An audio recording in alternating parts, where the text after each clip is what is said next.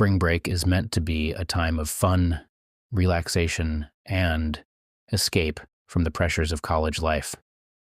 Every year, thousands of students flock to destinations known for their beaches, nightlife, and all-inclusive resorts. But for 20-year-old Sudika Konanki, what should have been a carefree vacation in the Dominican Republic turned into a chilling mystery that has left her family desperate for answers. It has been more than a week since Sudika vanished, and authorities are still piecing together the last known moments of her life.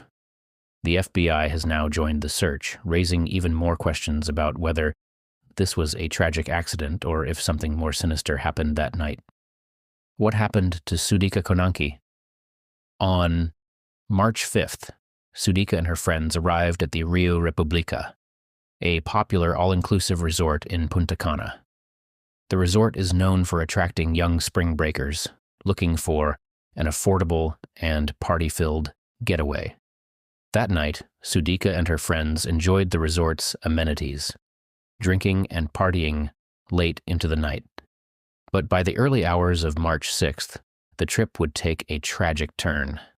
Surveillance footage obtained by Dominican media shows Sudika and her group walking toward the beach at 4:15 a.m. This was already unusual, as the ocean can be unpredictable at night, and most resorts warn guests about swimming after dark. But despite this, they continued toward the water. Sudika was last seen on camera with a man who has now been identified as a person of interest, Josh Reby, a student from St. Cloud State University in Minnesota. He was not a stranger to Sudika. He was part of the friend group that had traveled together. However, what happened next is where things get murky. A night of unanswered questions. According to the footage, the rest of the group left the beach and returned to the hotel at 5:55 a.m. But Sudika stayed behind with Josh. He later told authorities that they had stayed to swim, but that he had started feeling sick. He claimed that after throwing up, he passed out on a beach chair. When he woke up, Sudika was gone. At 9:55 a.m., Josh was seen returning to the hotel alone. His clothes were dry, and there were no signs that he had been in the ocean. When questioned by authorities, he insisted that he had no idea what had happened to Sudika. His story raised red flags. If he had really passed out, how long had he been unconscious? Had anyone else been on the beach that night? Why would Sudika, who was known to be cautious, suddenly decide to go for a swim alone?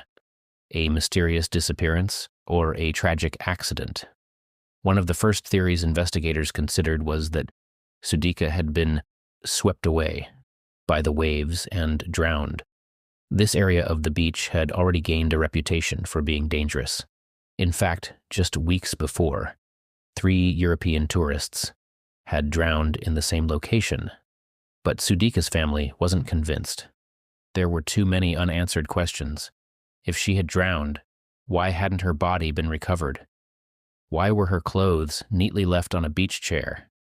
And most disturbingly, why was her phone missing? Sudika's phone and wallet had reportedly been taken back to the hotel by her friends. This detail alone was unusual. She was known to always keep her phone with her. Did she willingly hand it over? Or was there another reason her